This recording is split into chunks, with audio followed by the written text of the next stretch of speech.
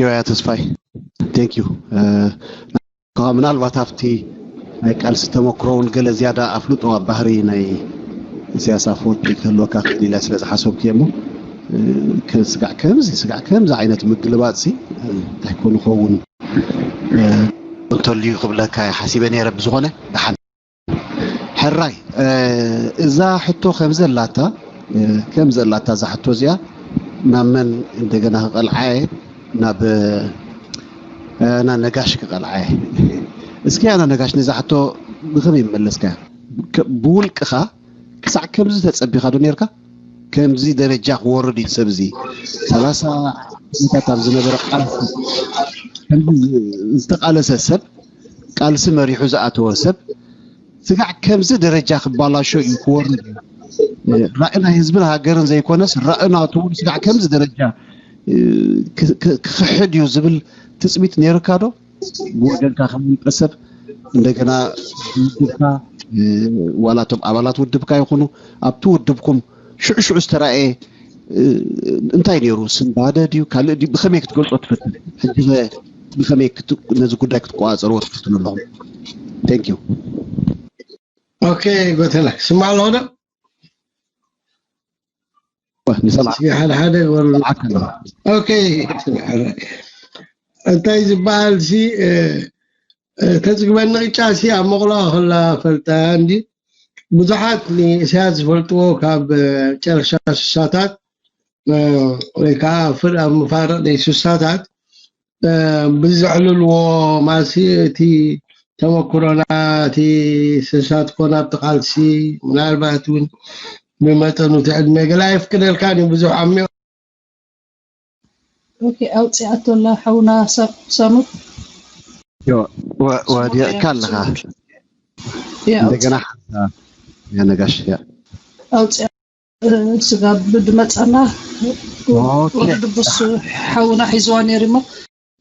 حرح ود دبس حرح نعم اوكي يسمع له هو يا صبو انت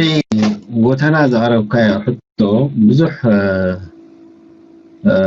حتات كنزلو زحازي فيني ترايني جن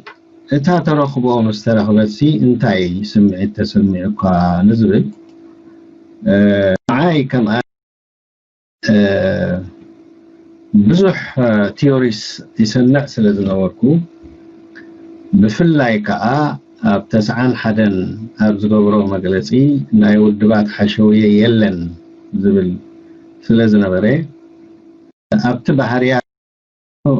بزح اي سنبدن مغنياتو تنسمع نبرنتايو سياس تي حجزي تحابيو والحنت نجر كي تفلطه زخيت سبي انت زبحال جن انتايو هايل سلاسي الفدريشن كفرسا هلو اي فالون اي كونينيو تباهيلو مصحفتون الله تصحفه كسابتي تقلالي منستر زنبري اكليل عبدولد بعلو اتي حق منغستنا ايرترا خبر كله كابتم حدث ذاته سبينيو نسو هيتلفه اذا ناي وعلنا ريفرندم اي تفرسوا يلو خم تزاربي فلت نايز زرباغن اي تسمعن هايل سلاسي الفدريشن مستدم سسي دحرتن حيلهم اما خرتيلهم جانو هيها شفاتو جميرهم بإرترا مستبهله وامو نيشوخ بمنتاي توصا نيشوخ دا بيشوخ بقاهم ادريو تباهيلو كابون دحر تدليو مسترخبه تاتنقس اشوخ سرخيبنا يا تباهيلو تحبيرو بو مقد خمز سياس زبل نيري زي سمعوني انا مالي كالاي نور جورجو كوفيلو ززاربون زعللون انا قاطعم خوينا حدا خلقاتهم سلازخونكو كل ነገር تنس زهبك حبريت ان ترعها بقى مزي تتحازي ثالثاي دروستي مسفن حاجوس ذهابون اساياس إيرترا نيساتو بقى كندي صفر خوينات إذا زخدو تمزلا أخو مسحالفو مستتري باور كما غير كاتحاز كم زلو مسكوني نروسي دلي مالتي سلازي the whole of Africa تقاطعيرو نايت كبابي قبل كوينو خنبر سلاز دلي نا إيرترا غداي فصيمو أبغمتو رايتو سلازي أكو كل زلو زي كونس نيو رحيقو زلو يتمت نيو حجي انتاي ابزي مسبل انتاي له انا الجرس العلكا انا الجرس غداي اب قبر خنو علاينا تاوساني مستبعلت تا كلنا انا نسخاتكم حسو انتايو مباري كتا تطو زبلت الله نجمع وتيني رمسنا سوري يا بازقمش هو وتيخانير كامو لا دحين قال تيجي واتساب ولا على حبرون بس تصل حان حوي ده ودو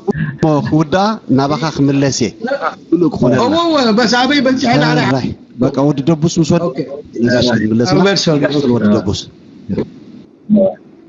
كمتي بوبو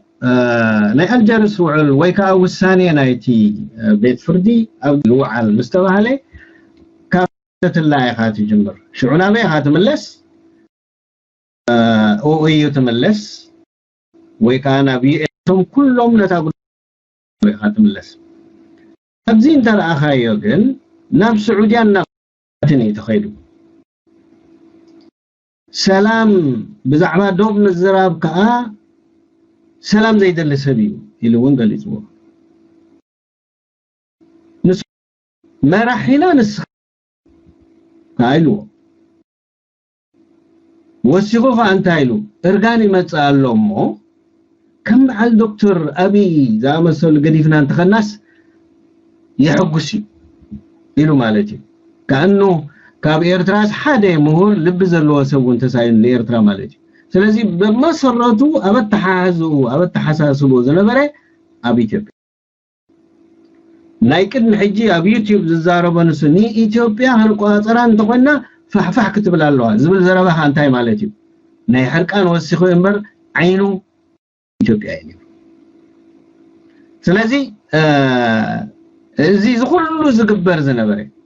እዚ ኩሉ ዝግበር ዕግርግር ውግኣት ዝነበረ ኒ ኢትዮጵያ ክመርሕ ስለዘይበቃይ دحر تقرمنا نقر لها تزبلت النشعو I think كان امباسادر عند برهان ويزارباي إرترا أبكترك بوا زيت يبلي مسخري يبل مالج حجاب أبي مخسغلاي أبينا ولا خسغلاي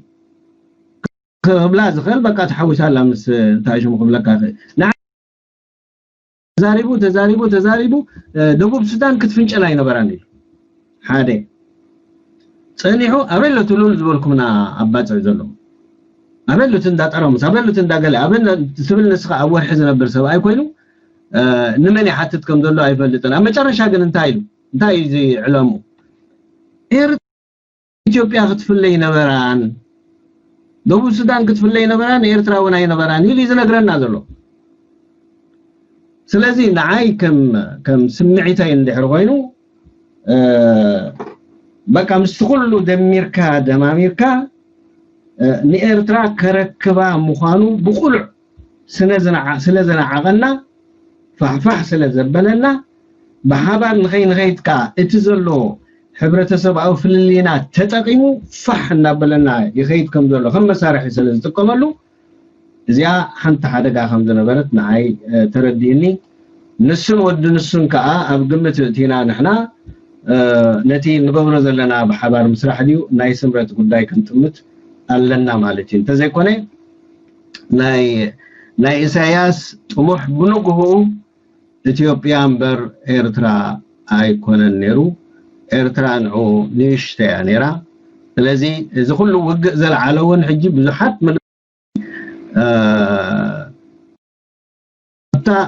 سلطان إثيوبيا سلزي مزي نعوها عن قفت خوينا مستراخبو كم حمام كرمتي وياني ندابل الزارب زلو تخلكلي زغلهم زغبر زلو مالتي سلازي تسمعتي بزح انت شمو اي مزي كا انتاي نعاي مهيرني او ጉዳይና ካብ ኢድና ይወጣሊ ይወጣሎ ስለዝኾነ ገለ ነገር እንገብራልና ብዝብል ስምዒት ኣቲ ማለት እዩ الراي زحتو ناب ايانا نجاش كملساي حراي ايانا نجاش تحرى لها الله ابي بصحن هنا دي وزي زاليو وسينا دحان دغم ما دحان كمتات غيركا دغم ما دحان يا اوكي انا سي عندي انا انتهي لبتي مأتوي تي كله تبعلي عن تويون بس مبزحتي ولا سبما تهمكو جين انا بزحات خمزي اذني ما شتا قدامه زبال بغربان اساز فلتو ابتي ذاته مسؤول راهو زنبرو ابتفالالي بوتاتاتاتم تزبتاتا باخبا زريو تغبارات ولا حساب كلمي قدامي هاجراو كما غيرو نتي زخاي صعبتات تحسيمو بتقدي قيادة عماز قبره نبرين حلال أمريكا دو أمريكا أنا بزو حي قرمنن حمتز قرم من البات انتاي قول بابو قليعو همز حساب كندزسي انتاي الدفع فوق ذلو عد مدى فيه خوينو دي ويس خلاص نوي عمتات كا تحابيكا زينات كا ماسي زي الساعة مسيركات خيط انيكا بحنت معالت مسيها ربي تفتح بلا كان غمزي تقالص مالتي خلاص كالك عملنات كاتوص مالتي سلازي منالبات كومو يخون زبدي لكن نعي زياده زبلني بوزحت مغلطيታት ዝቀርብ ነበር ገለ ባዛ ሀገር ዚያሰ غمزي عقباز ግዝ ብሎ ነበር ሕጂ ናብ ከዳስ ናብቲ ኣዲ ኢትዮጵያ ዝበሃል ናይ መምላስ ፈተረታት ዲዩ ዝኸይድ ዘሎ ታታት አለ ቁሩብ ተዓላብቲ አበዛር 40 ቁሩብ ክሳና ንፍቶን ጽላ በዲሞክራሲ አገባብ ፓርላማ ባይቶ ገለ ዘሎ መንግስቲ ኣብ ኢትዮጵያ ዘሎ ስለዚህ እቲ አቡ ዝቀርብ ከማን ናብቲ ዝምልከቶም ይቀርብ እዩ ቅድም ሆደግነሩ ዳህራይውን በደረጃቲ ሸንጎ እቲ ባይቶሎ አቡ ዘይንቀበሎ ብዙ ነገራት አለ ግን احنا ኣብቲ ሜሞራንደም ክንጽሕፍ ከለና ዳግመር ኢቶ ገብሩሉ ንቲ ጠቅላላ ሚኒስተር ናይ ኢትዮጵያ ዶክተር አብይ አህመድ እዚ ምስ ህዝቢ ዘይሐወሰ ህዝቢ ማዕከሉ ዘይገበረ እዚ ስርዓት እዚ ህዝቢ ስለዘይውክል እቲ ዋላ ደሌት ሰላም ብመትከል ወንደገፍት እንተኾና በተግባር ግን ከይ ስለዘይክእል ዳግመር ኢቶ ግበሩሉ ይኹም ዝብል ነይሩ ማለት እዩ ኣብ ተፈላለየ ዝኸይድ ነበረ ባና ጌጋ መርገጻት እንብለውን ብልዙብ አገባብ በቲ سلطون ፖለቲካው ቃላት ገርና በዲፕሎማሲያዊ ተሐሰብ ዘለዎ ናብ ዝምልከቶም አካላት ለኢትዮጵያ ክልኽ ጸኒሕናን ኣለናን ማለት እዩ ግን ናህና ዘገድሰና እቲ ባዕድና ዘሎ ስርዓት ወይ ስርዓት ክትብለውና ጸጋሚ ወሓደ ግሩቦ ሓደ ጃንዳዩ እዚ ጃንዳዚ ህዝብን ሃገርን አጥፊኡ ኤርትራ بقعتي كم هاجر كتقصل بقعتي ايكونتن اذا هاجر زيا نفساي تخلينيا انتاي دو زبل نبره قدم نيزم بعداويان الراياتات وبالاتات نعو كون مغبارو مو دحراي مرچا سينكاسي كمزي غلغل سبات الله تسفا قرصولو كلاسي كابي دلو ناصنت ياريتوس ኢትዮጵያ ነርና ዝብሉ ገለውን መልክም ስከደ ወይዙ ያ خمسو بحشنا ነሩ ዘብል አቆም ወንመብጽሑ ፍሽልተ ሀገር ለመህናት ዝገብሮ ዘሎ ፈተነ እዩ ስለዚህ ለዓይ እቲ በስምዒተይ ትማሊ ዝንገረን ነበረ ብዛዕባ ኢሳያስ አፈወርቂ ገለገለውን አነ በቲ አመይ ዘፍቅዶ ተኸታተልኮ ንዑ አስሚሩለይ ማለት እዩ እዚ ሰብዚ مش إرسان قد حزب إرسان وعنينو أيهون طبعا أبتقال شيء بزحات ዝገበሮ ገበናት ኣብ ልዕሊ ተሓያዝ ዝገበሮ ይኹን ኣብ ውሽጢ ህዝባዊ ሓይልታትን ህዝባዊ ግንባርን ዝፈፀሞ ኣብ ግዜ በዓል ሰሎሞን ወልደ ማርያም ይኹን ዳሕራይ እውን መንካዕዶ ገለዶ እዞም ኩሎም ዘገብረ ገበናት ዝኩሉ ስኢልካ ዝመፀ ኣይኮነን ያኒ ዳሕራይ እውን ምስ ምንታይ ነብሱ ካልእ ስኢልና ጥራሕ ኤርትራውን በይና ተነፀለት ኣብ ዓለም ኣይኮነትን ናይ ቃኘው ሴሽን በዓል ወድ ጆርጆ ዝብሎ ነበሩ እንታይ ተኻይዱ እዚ ሁሉ ታክሰሚክ ተቆዳደ ሕጂ ኣነሳ መጨረሻ ክብሎ ዝደሊ ዛቱቲ አንተ ወይ ካብቲ ደረቕቲ ጉዳያት ተዛረብናሉ እዚን ወዲ ከምዚን እዚ ሃገር ኣብ ሓደጋ እቲ ናይ ኤርትራ ፕሬዚደንት ኢሉ ከም ፕሬዚደንት مسكالوت حجرات أبزين فرطو سمعاتن وعلاتن زعتو حزبنا لهم أبازي تداخل ملوز اللغونتات بإيكونومي دي بفعفاهلي دي من السيتيانات من السيت تقبابنا تبارع له أبز اللغونتات نزا حجر جاء كندحن قلتو سراحن بزوح قتاتن يدلي زبل كمان كم سبون عني زيادة سمعني جميلو ግን አቀዲሙ ባይዘወይቲ ممكن ደረጃ ሀገራዊ ባይቶ ተፈላለየ ፖለቲካዊ ሓይልታት ሓዚል ስለዘሎ ሩኢ ኣብ ጉባኤ ገምገምናዮ ዳርጋ ነዚ ዝመስል ንባብ እዩ ነይሩ ግን ብግንባር ሀገራዊ ድሕነት እውን ኣነ ኣባል ዝኾንኩ ውድብ ኣብ ጉባኤ ቅድሚ 3 ዓመት ዝገበርናዮ ጉባኤ ዓሚቕ ዝኾነ ትንተና ብዛዕባ እቲ ናይ ኢትዮጵያ ኩነታትን ኢትዮጵያን ኤርትራን ዝብል ዝምድናታትን ዝምልከት ብጣዕሚ ምናልባት ከም መጽናዕታዊ መልክዕ ዝመስል ኣብ ጉባኤና ቀሪቡ ነይሩ እዚ ሽዑውን ኣብ ዋላ መግለጺታትና እውን ገለ ዝጠቀስናዮ ነገራት ነይሩ ማለት እዩ ስለዚ ኣነ ሕጂ እቲ ስምዒ ዝመልካዮ ጎተና ካብቶም ከምቶም ብጾተይ ከም እዩ ስምዕኒ ግን እዚ ዝያዳ ከዓ ሓደ ካብቲ ጸጋታት ናቱ ከዓ ህዝቢ ኤርትራ ኩሉ ዝስርዓት እዚ መብዛሕቱ ክብል ወይ ኩሉ ክብል ተዘይደፈርኩ እቲ ዓቢ ማጆሪቲ ነዚ ስርዓት ብግቡእ ከለልዮ ጀሚሩ ስለዚ እቲ ናይ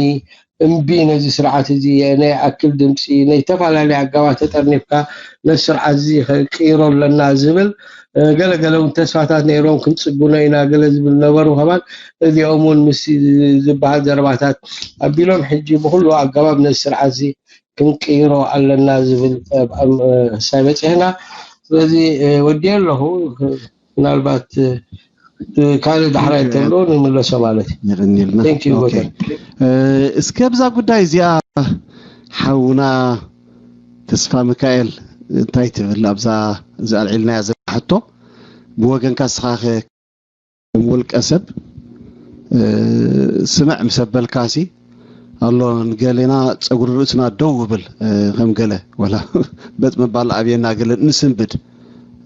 نقالون كال ملكتات اللهم بولك خا على سناينا ويحكي زي تقاليس كا أبز بس أحكي خمسون كا سدمتن أنت تسمعك بود بدرجة خي نربط شعوسي تدول بالكم تغنيهم مو تيرو بدرجة ودبتم فلايتم مريحنا تكونوا تم مسيرات وأبالات زبالو نزو تقبلومو نتي زترأي عبد المت بمسورة كاباخا يكون كابتم أبالات نايت ودبكم ولا بتموكرو بعدمه ون قرب صبلل دبلو زوم سبازي أتوم نيسياس كم زخجبريو زبل تسميت نيروم دو حدقا دو نيرو دبولا دو نيرو ولاس بصبيو نجار نيرو كمية تقومكم حجين دحريت ملستي الكا نقول تعمل زنبر هونتات كتذكر كلها ثانك يو هو سامع لهم بقى سامعك انا سامع لو مسي انس حدش ناي تمكرو ناي باتو كيلومو كان نجاش حسين له سلازي صبغ هيدا لهم مالت كوي نجايتهم مع تبعته يا مالتي صادق هذا الله صادق الله دي قرب مالت نحن طرح تزارب فين خمس كفت لنا هاي الاولات بروجرامات كل عند امبر زحبتنا نحطوا قلوبات منكم قاصد لنا ساقط تسكفني زغنا ملكا ከምዚ ማለት ዞም ካላሕዋቴ ክብሉ ጸንሑ ኣነ ወገነይ ቅድም ብውልቀይ ክጅምር እየ ብኣኸይድ ምናልባሽ ኣብዛ መጨረሽታ ነጋሽ ገለ ሰባት ጽገና ክግበር ካልእ ስርዓት ብሉ ነይሮም ድሓር ግን ዝበላ ምናልባሽ ሓደኦም ካብኦም ሓደ ነይረ ክኸውን ይኽእል እየ ክሪኦ ከለኹ ነፍሰይ 93 ኤርትራ ከይደ ነይረ ምስ ገለ ሰበስልጣናት ተረኺበ ነይረ ሓደ ዲሞክራሲያዊ ዝኾነ ሓንቲ ዲሞክራሲ ክትመፅእ ኣብ ኤርትራ ዝብል ተስፋ ነይሩ ይሽዑ ዝብል ከለኹ ነቲ ኣባዝ ብንጠቐሶ ናይ መጀመርያ እስያ ተዛረቦ ኣብ ግምት ጥራሕ ዘይኮን እንዳፈለጥናዮ ካብ ሕጂ ነተሓር ናይ ውድባት ሓሸው የለን ዝብል ኣነዋሪ ዝኾነ ዘረባ ግን ምናልባሽ ኣብቲ ውሽጢ ለውጢ ክመፅእ ክእል ዝብል ሓደ ካብኦም እየ ነይረ ኣነ ብንፁር ክነግረኩም ገለገለ መራሕቲ ናይቲ ሃገር እውን ረኺበ ነይረ ሽዑ ብሓፈሹ ናይ ሓንቲ ዲሞክራሲያዊት ሃገር ከመይ ገይራ ትነፅ ብቅዋም ትመሓደር ዝብል ዘረባ ንዕዘ ነርና ናር ግን ግዜ ካ ይወሰደለይ ጥራሕቲ ናይ 91 ከምኡ ናይ 94 ኣብ ልዕሊ ኣካል ስንኩላት ናይ ውግራት ሓርነት ዝተገብረ ሕማቕ ተግባራት ዝዛረቡ ነበረ ብድዐ ዘይኮነስ 93 ምናልባሽ ኩልኩም ሕጂ ትፈልጥዎ ትኾኑ ወይም ቅድም ትሰምዑ ትኾኑ ኣብ ኣሜሪካ መፂኡ ናይ ሕቡራት ሃገራት ክዛረብ ኣብ ሕቡራት ሃገራት ተዛረቦ ብድዕ ዝኾነ ካብ ነፍሰ ብሔር ኔልሰን ማንዴላ ንላዕሊ ኣይ ምሕቡራት መንግስታት ክገንሖም ጀሚሩ ማንዴላ የغنيልና እንዳበለ እዚ ንባዕሉ ንሕና ህዝቢ ኣነ ከማነ ብጣዕሚ ሰሚዕን ትሕትና ዘይብሉ መራሒ ኤርትራ ረኺባ ኣላ ክብል ጀሚረ ክጅምር ጥራሕ ዘይኮነስ ማለት ቀፃሉ ኮይነት እውነተይ ማለት እዩ ኣብ ልዕሊኡ ሕማቕ ርእይቶ እንዳሕደር ክኸይደ ኣብቲ እዋንቲ እውን 93 ኣብ ኣሜሪካ መፂኡ ነይሩ ኣብ ኣሜሪካ ይዘረባ ነይሩ ማለት እዩ ህዝቢ ኣብ ዋሽንግተን ዲሲ ብኣሽሓት ዝቁፀር ህዝቢ ተቐቢልዎ ዳርጋ ሓደ መልኣኽ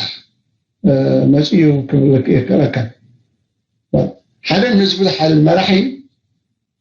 ኣብ ቅድሚ ህዝቡ ትሕትና ከርኢ ዝግብኦ ኩሉ ግዜ እዚ ዝብል መሰረታዊ እምነት ዘለና ኢና ማለት እዩ ብፍላይ ምዕራብ ካቶሊካ ንኹም ኢኻ ስመን ቀንዴልና እንዳርካ ትኸይድ ንኽሕተት ነቲ ማለት እቲ ኣኼባ ወይ ከዓ እቲ ሸግ ዝነበረ ርክብ ዕዶ ተዋሂቡ ሓታታይ ወገን ኣነ ጌጋ ሕቶ ይኣምን ጌጋ መላስ እየ ዝርኢ ሓንቲ ካብተን ኣብቲ ኣብ ቢያንስ ዝነበረት ኤርትራዊት ሓብቲ ብዛዕባ እነታ ዘተከረ ማለት ሕቶታት ነይሮም ምስ ሓተተት ኣብ ልዕሊኣ ዝመለሶ ባጫ መቕባዕባዕ ዕድል ረኺብቶ ትኾኑ መቐተላ ነይሩ ኣነ ኣብታ ሰዓት እያ ካብ ኣነ ድሓን ኢሳያስ ፈፂመ ቁም ነገር ክገብር እዩ ሃገር ኣብ ሰላም ከምፅእ ዝብል እምነት ኣይነበረንን ግን ከዓ ክሳብ 2001-2002 ነቲ ስርዓት ደግፈ እየ ምናልባሽ ትኾን ኢኻ ትብል ኩሉ ግዜ ተስፋ ዝቆርፅን ስለዚ 93 ኣብ ቅድሚ ህዝቢ ኤርትራ ንሓንቲ ኤርትራዊት ጓል ኣንስተይቲ ንባዕሉ ተባህልና እውን ኣዝዩ ማለት ክንቁጠብ ንኣሕዋትና ንሓትና ከነኽብር እውን ባህልና ኹም እዩ እዚ ግን እቲ ባህሊ ዝብል እውን ኣይኣምነሉን ይግድሶን እዩ ካብ ባዕባን ክፀርፋን ከዋሪድና ንሪኢናዮ ክንደይ ወርቅታት ዶ ክንደይ ረሃጥ ዶ ገለ ዝብል ምስቶም ኣብ ቅድመ ግንባር ዝዋግእዎ ዝነበሩ ኤርትራውያን ወይውን እቲ ኩናት ዝኸይድ ንኽኦም ዝብል ዘሎ ይኹን ሰሚዕና ኣብ ክንዲ ነዛ ተራ ኤርትራዊት ግፍዒ ነይሩ ህዝቢ ከዓ ሸነ ጠቕዓ ነይሩ ሕቶ ኩሉ ግዜ ከዓ ደገፍቲ ስለዝነበርዎ እዩ እንደገና ዓንቲሩ ሃውቲቱ ናይ 2018 ከምዚ ቀፃሊ ዝበል ሓንቲ ሓድሽ ነገር ኣይሪኢኹም ክብል ከለኹ ግን ካብተን ቀዳሞት ቃሉ ትጠቕመላ ሰላም ክመፅእ እዩ ዝብል መራሒ ወይ ሰላም ክገብር ዝብል መራሒ ጌም ኦቨር ዝብል ቃል ዝጥቀም ኣይግባእን እዚ ናይ ስዕረት ስዕረካ እዩ ተስምዕ መቃናቐንትካ ካለዎ ኩሉ ግዜ ጌም ኦቨር ትብል ዲኻ ስለዚ ቀዳመይቲ ቃል ናቱ ካብተን ቀዳሞት ኣፍ ልቡን ሃርቤ ከሰርና ትብል ተቀዳመይቲ ቃል መጀመርታ ዝበላ እውን جيم اوفر يرأي كان جانا بأن احنا نحد عيني نحد حيل شعيريو زبل أمره جلوه سبيزي سياس سياس زبنا سلام كم صاروا أكيد زبل أمنت مو قال إنسان وكذب زلهم جن قال خاني التصفى أتوه أنت سوان تايو كم زي نجاش كل صحيح قالوا هم تقاسوا لاي دكتور أبي مرسيو سمهريو تمكرر له السبزيس ترجم مثلا فلتيو زول تسمع نيرنا بعرا ودك مسي مالتكم كله كم زول كاو مكرا تقادلتي زلوا ودي بنا زلنا حدا حوم كمس من حوسيو كلنا تمرحنا تاكمنا لازم نقوم لنا زعما إسرا أقررنا أساس كالسال كون يزبل جنجام ناجنا كم تحجي تقدر مالتنا جنا يكونن جرينا نقبل إحنا قلنا بانجا بسو أنا حنا أنا تعاوت الخزبل قبل أن كالوت فخرازري سلامكم سايكلني لنا كيكا بس نأتي إحنا تاعنا باش دكتور أريد هو خلو خلي بلعليو سلازي إزاي تجمع دور السلام قرب من الأيو نسألوا لنا حتى قبل صحابنا مذكرني نسبة إثيوبيا نقع حق سكننا ولكن الحكي لسن بدنا نا إسياثة فولكي أقاوة كمان معنا نا أبي بتعمل فينا سلازي كأونا قلنا بعري انتهينا بتوم جمر يا المختار كل قانة زعبا قوما ودب حدنا ديمقراطية ولوتي كزارون كله نتكون في ناس كل فلاتنا حدقنا بحدق نقطمو لنا زبالنا إذا عم قصرتها ناتيو يغني لي Thank you يغني لي نايب حقي تي حتو كابتي تسويتي نلعل بزغنا ملك أجركم كلهم مليسكم لي يغني لي نابتي كالاي حتو نحلفنا كابزي قد سيلو زلو حتونا نالبات كلهم بحوار كتملو سونا يقدنا يكونن كتمالالو تقول يهم قرب زي أخ مرلا تقولوا نحرال لكم جن بزتخ على متن نحادة سبك نبيناتي جزيون كحصرنا بزغنة تاخلاي تحطوي بزيناتي إلى حلفة خيبة نايز جزء حطوي ستيل جن نشتي حلفة خيبة حد منتنا هفتي دكتور زمن عدل تتبلي دسم بلني تحطو سخاء أربعة أبكنداي تمايت نسلز نبرنا كل حطوها قرب نعو عدل تتبلي دسم بلني كأيه تتلعلو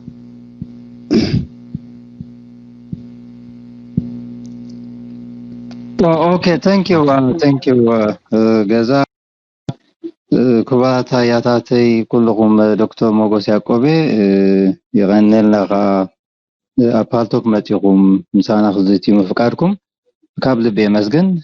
تلام تسفانكيل كان عي نابز قالسي مجمع تات قبل كجمع كله كاب MDC زبل Movement for Democratic Change زبل منسيات كوينا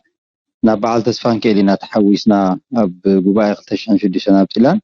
كابشو جمعنا تبغى كمان لنا سفانكيل كمياي كمناتي كوتش غير إزيو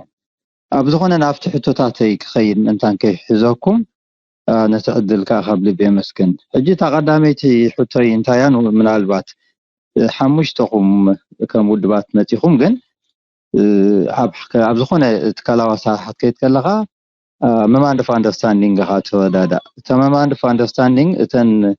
كم زي highlight كتجاوبوا وانت تقول تطبق مقنني وتقدمت حتى تاخل ايتي حتى كأنتايو طبق نسا معزلنا حجن تايو كم هجاوين اب agenda setting نبحد agenda setting نان خيدلنا إذا تجاوبوا دلهم كا part of 90 awareness creation كوينو جن after agenda setting كتجو خجبال كله بفلا يسقم كم عبيتهم أكوزر لكم مقع كم تكات حيلي بحادة تقالسو ملء زبيرتها تمتوكم سلازلوسي قال issues ويك priority area تناوشت إذا خلنا تتعطى موقعن تناوشت تقوم زملكت كأمهنيات تحقوز قوتن identify زقوبكم مودو قالو منياتو انتايا تا agenda أموداتوس تا ديمقراطياويت إرتا مسات societalyness نقلود مازحبة السبقان لو تدلو مقبال እንደገና ቃነታ ነትመን እሰይ ወይ በሐፈሻነት ህዝብጋ empowerment خلو بتلوت مش متقع اسمه كنا زين كنا زغلا جن أبزين يجي تتقبلوا له أبزين دعلم أو الناس دحسكم ومدبات على priority نبلوخ مالت issues نافت ساعات نوقعون أنا وشتهم زملكت تا مساء من البات كيبز حكم قال ايتقاق حذا كم قال ايتناب قال ايتقيد لهم نافتا قال ايتقاق حجنتايا اتناتكم ناتكم مچم ناي سلفنن ناي سلفكم policy علىكم which is way program نبلو جو اوغا option ناي قالسي خافلليات كله سلازغل نعو خب خمي يتفتحوا ما صعب بخمي تفتحوا له بخمي قم implement تكون يا تاسال سيتي حطي تا ربعتنا مودة حطي كأنتايا حجابت planning درجة سلزلنا ببلان درجة ما work plan ويكا تي work flow دوز أخم مولدو مالتي face by face أب كم خمس خني أب كم خمس خنجبين أدبل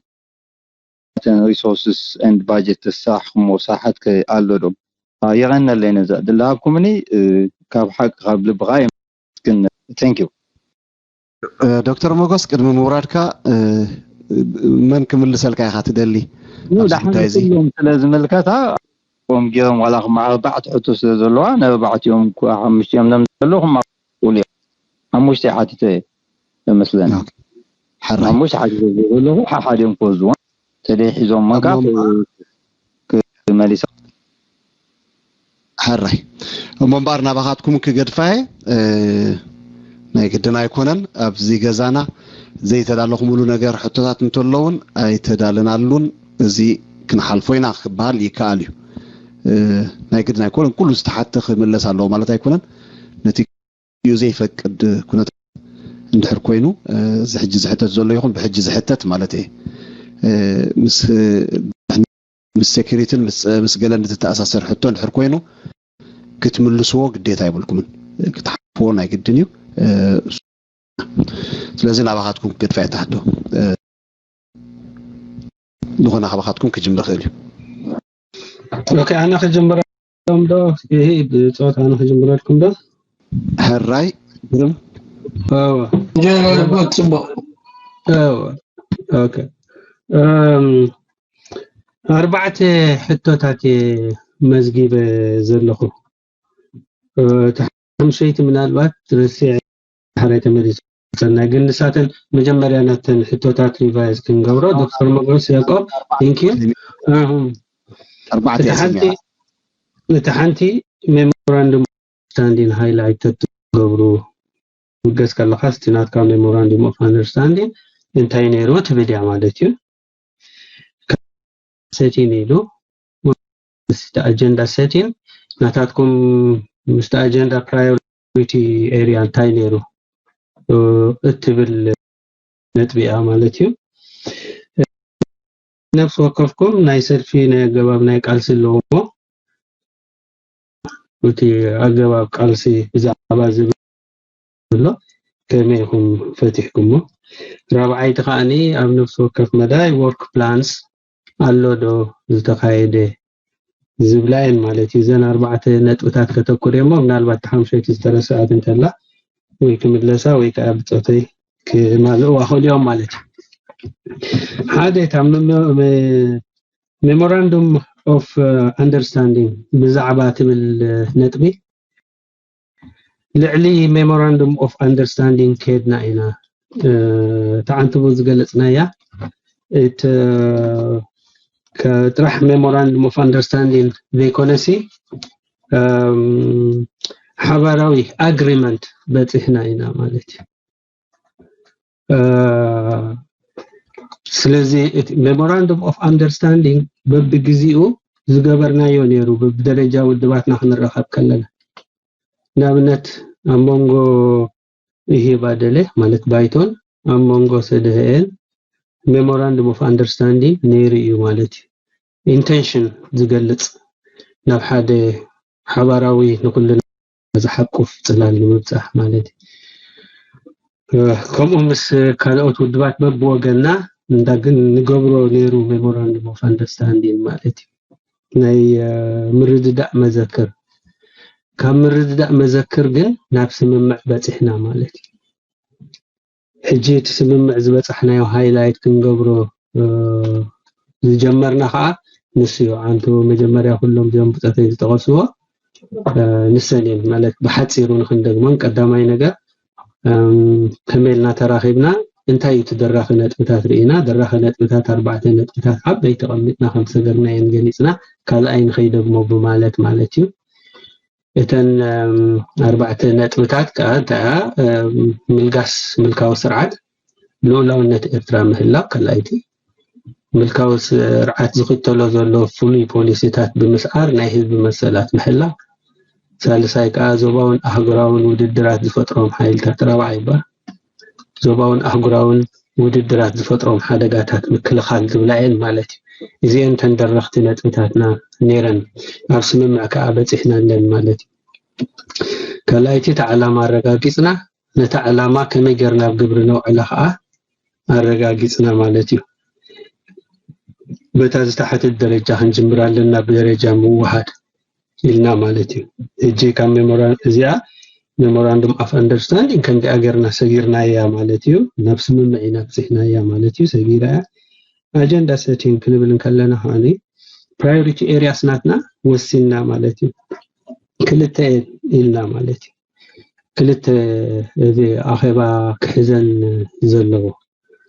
ሓንቲ እታ ዕላማ بعابي زتقصنايا أمنتاينا نتذكر كنبلن كلنا انتاينا لنا حنتي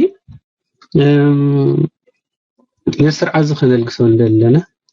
يسر عزخن القصون دل خلنا أتهلالوانا ببين إذلو ببين التهلال واصل زلو ناو حدا خنمت لنا من هنياتو تندرخت نتبتاتنا ناو حدا خنمت يزيليانا ناو حدا خنمت بقطتا ناتنا نيسرارح برايوريتيز كهلونا لو يتن برايوريتيز ناتنا دبا مجمريا ناي حبار أو حديد شماغل مقباري إذا بزح ጊዜ ዝወሰደ ነይሩ ማለት من البات كم تعنتو حوت سفانكيل قلت خلو أسران 4 ጊዜ ተራኺብና ላ ነፍስ ወከፍ ሶሎስ ኣብ ነፍስ ወከፍ ሶሞል ንራኸብ بوقعي أمونغ ذر معالتات زين كأني ناي درافتين كوميتي أسندوتي استلفالالي مصنعتات زجبران أبو دبات كام مملاس وسيخكا كندو زخون أخيباتات كا كلو يخيلي مونغو مالتي ስለዚህ በቀጥታ ተጸሚድና ሉ ዝነበርና እንታይና ክንገብር ነዚ ማሕበር ምእንቲ ክንገብሮ እተን ቀዳምነታትናትና እንታይና ብዝብል ያመጽና ሓንቲ ንተግባር ንኸደላ ካልኣይቲ ንመጽናዕቲ ንኸደላ እተን መጽናዕቲ ትኸደላ እንታይ ሓደ ስምምዕ በጽሕና ኣለና ኣሞንጎና ጥራሕ ብደረጃ መዋሃድ ዘይኮነሲ ናብ ሓደ ሰፊሕ ኩሉ ሓቆፍ ዘይግላሊ ጽላል ንበሎ ምጥርናፍ ንበሎ ብዝተፈላለየ ግን ኩልና ዓቕምታትና ክጥርነፍ ዝኽእል ንምስግጋር ተኽእልኡ ኣገባቡ ከመይነቱ መጽናዕቲ ዝገብር ነዚ መጽናዕቲ ምግባር ያ ማለት ከላይቲ ኣብ መጽናዕቲ ጥራሕ ተደሪትና ዝተርፍ ዘይኮነ ኣብ ተግባር ክንኣትለና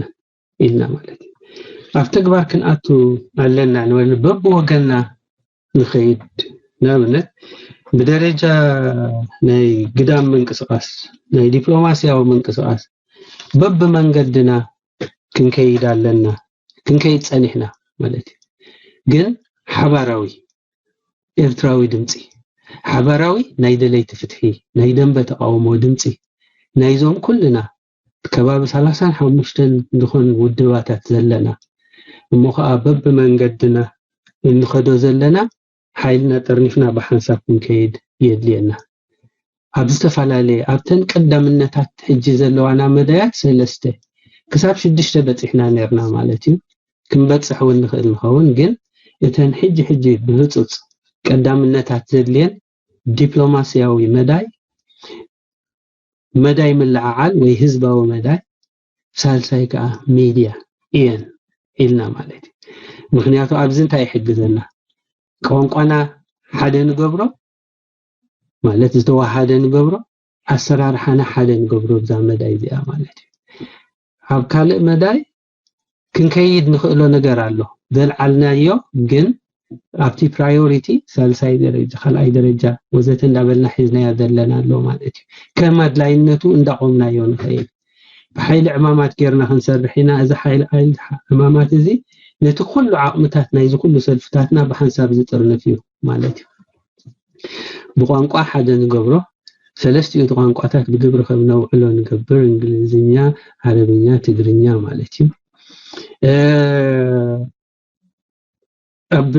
ናይ ሓበሬታዊ መዳይ ናይ ፀጥታዊ መዳይ ወዘተ ናይ ኢንተሊጀንስ ክንገብር ኣለና ናይ ፋይናንስ ክንገብር ኣለና ምክንያቱ ነቲ ምትሕብባርናን ምንቅስቃስናን ዝገብሮ ብመሰረት ኣድላይነቱ ግን ሕጂ እተን ሰለስተ ዓበይቲ ስራሓት ኣብ ዲፕሎማስን ኣብ ሚድያን ኣብ ውደባን ጌርና ኣለና ማለት እዩ ከመይ ኢሉ ዝቀውም ክንብል እንከለና ሓደ መጀመርያ ኣዋሃዲት ሽማግሌ ኢና ጌርና ኣዋሃዲት ሽማግሌ እታ ዝለዓለት ሓባራዊ ላዕለወይቲ ኣዋሃዲት ስልጣን ማለት እዩ እዛ ኣዋሃዲት ሽማግሌ ካብ ኩልና ካብቶም ሓሙሽተ ተሳቲፍና ዝነበርና ውድባት ትቀውም እቲ ኣገባብ ኣሰራርሓና ከኣኒ ብምይጥን ብምርዳእን ብኮንሰንሱስን ንኸውን ነዛ ሽማግሌ እዚኣ ትኸዶ ብኮንሰንሱስ ክትበፅሖ ዘይከኣለት ናብ ኣቦወንበራት ተመሓላልፎ ኣቦወንበራት ንውድባቶም ወኪሎም ወይ ከዓ ነተን ትካላቶም ወኪሎም መፅኦም ስለ ዘለዎ ንሳቶም ከዓ ክውድኡ ይኽእሉ ማለት እዩ እዚኣ ጉዳይ እዚኣ ወዲእና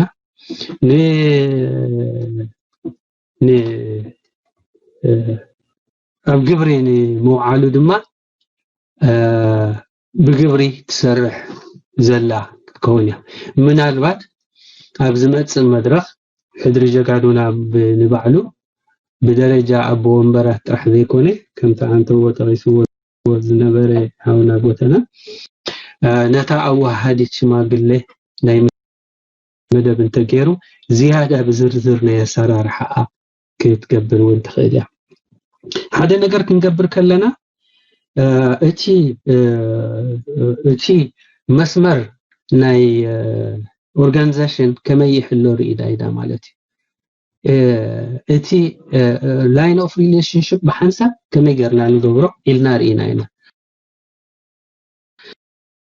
ስለዚ ሓደ ንሕና ከም ኣቦወንበራት ዝተኣከብና ነታ ኣዋሃዲት ሽማግሌ ከስርናላ ውሽጣዊ ሕግታት ብኩልና ፀዲቁ ውሽጣዊ ሕግታት ኮይኑ ድማ ጌራ ድማ እታ ኣዋሃዲት ሽማግሌ ናታ ውሽጣዊ ሕግታት እንዳገበረት ትኸይድ ማለት እዩ ሕጂ እታ ጉዳይ ናብ ግብሪ ናብ ምትርጓማይና ንኸይድ ዘለና ማለት እዩ ነቲ ምዕና ጌርና ኣባይታ ነውዕሎ ማለት ሳብ ሕጂ ኣዋሃዲት ሽማግሌ ኣብ ውሽጢ 30 መዓልቲ እተን ናይ ሓይልታት ዕማም ድማ ኣብ ውሽጢ 60 ተባሂሉ ምክንያቱ ድማ ተጠያቅነትን ግዜን ኣብ ግምት ከነእቱ ኢልና ዝረኣናዮ ስለ ዘለና ማለት እዩ ብግዜ ዝዕቀን በሰራርሓ ዝዕቀን ኣገባብ ኣካይዳ ክንከይድ ኣለና ስለ ዝበልና እዛ ውሽጣዊ መምርሒ ናይታ ኣዋሃዲት ሽማግሌ ምስ ገበርና ኣቦ ወንበራትን ኣባላት ኣዋሃዲት ሽማግሌ ተኣኪቦም ንዕኡ ድሕሪ ምፅላቅ ኣዋሃዲት ሽማግሌ ከም ኣካል ንኩልና እተዋሃድ ከም ማእከለይቲ ኣራኻቢት ኣካል ኮይና ትቕፅላላ እቲ ላይን ኦፍ ኦቶሪቲ ሽዑ ከመይ ንኸይድ ኣብኣ ክንብል እንከለና ወንበር ወሰክረተር ከምኡውን ንነፍሲ ወከፍ ሓይሊ ዕማም ኣብ ክመርሑ ዝኽእሉ ኣካላት ወሲና ኣላ ማለት እዩ ንሳ ኃላፊነታት ኣለዋ ውሽጣዊ ሕግታት ናይተን ተቐውም ወርክ ፕላንስ ከዓ ተቐውም ማለት እዩ ስለዚ ካብዚ እታ ኣብ መወዳእታ ቁፅር 4 ዘላ ሕቶ ናብ ቁፅር 3 ከስግራ ተኣሳሲራ ስለ ትኸይድ ናብ ወርክ ፕላንስ ስለ ተስግረና ማለት እዩ እንታይ ወርክ ፕላንስ ኣሎ ብዛዕባ ዝብል ነጥቢ ማለት እዩ ሕጂ ክልተ ነገር ወሃዲት ሽማግሌ ንገዛ ርእሳ 3 ሽማግሌታት ኣቆይማ ተን 3 ሽማግሌታት ውሽጣዊ ሕግታት ሰሪዓትለን ካብ ነፍስ ወከፍ ውደባ ከመይ ገይሩ ይመጽእ human resources ናታ ከመይ እዩ ዝመጽእ financial resources ናታ ከመይ እዩ ዝመጽእ እዚ ሁሉ ሪኣ እቲ ኣተሃላልዋ ኣኻ ኣበይ እዩ ዝህሉ ኣብ ሓሙሽተ ክፍለ ዓለማት ኣለና ኣፍሪካ ኣብ ኤውሮጳ ሰሜን ኣሜሪካ ኣውስትራልያ ኣለና ማለት እዩ ብግበ ዋሳኣሉ ኩልና ዘለና እዩ ማለት እዩ ኣብዚ ሁሉ ዝንቀሳቀስ ዞባውን ሓደ ኣህጉራውን ዝኾነ ሽማግለታት ዝሓቁፍ work plan ጌራላ ብፍላይ ኣብቲ ናይ ዲፕሎማሲ ሴክሽን ብክልተ ደረጃታት ከይድሎ በአህጉራዊ ደረጃ ከነጥፉ ካብ ዝኽእሉ ከምኡውን ኩሉ ተዓቕምታት ኩሉ human resources በአባላት ናይ ዝውድብን ናይተን ውድባትና በዓቕምታት ናይተን ውድባትና እንተ ደኣ ተኻኢሉ እውን ወፃኢ ካብ ውድባታትና ዘለዎ ዓቕምታት ኣጠራኒፈን ክኸዳ ብዝኽእላ እየን ስለዚ plans and ውሽጣዊ ሕግታት ከዓ internal regulations የውፃኣ ኣለዋ ብደረጃ ኣዋሃዲት ሽማግለ ይኸይዳሎ ክሳብ ሕጂ እቲ work plans ይስራሓሉ እቲ time limit ዝበልናዮ ናይ ግዜ ገደብ ዝበልናዮ ኣብ ውሽጢ እቲ ወርሒ ቅድሚ ወርሒ ነታ ዋሃዲ ሽማግለ ከነቆማ ኸይድና ቅድሚ 2 ወርሒ ከኣኒ ነተን ናይ ሓይልታት እማን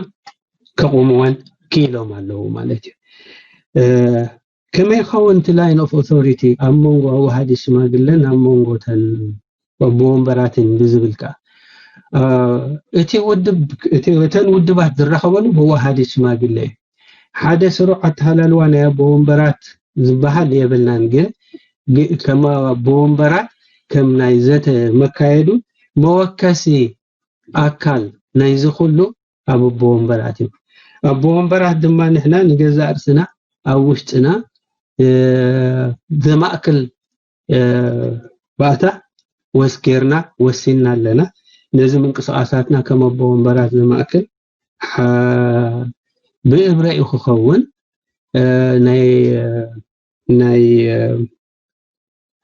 ኣዋሃዲት ሽማግለውን ብእብራይ ክኸውን